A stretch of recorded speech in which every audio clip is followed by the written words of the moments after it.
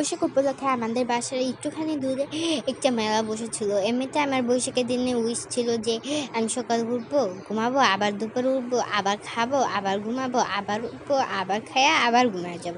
তারপরে আমার বান্ধবী আমারকে সুন্দর করে টেনে টুনে মেলায় নিয়ে আসছে।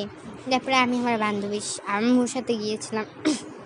আমার আম্মু আমার বান্ধবী সুন্দর করে আমরা এখানে ঘুরতাম আর কিছু কিনলাম কিনলাম কিনলাম সব কিছু বেশি দামি কিনছি। তারপরে এই দোকান থেকে আমার একটা চপস্টিক পছন্দ ছিল, কিন্তু দাম শুনে আমার হাতে ব্যথা উঠতে শুরু করে আর আমি হেঁচে চলে যাই।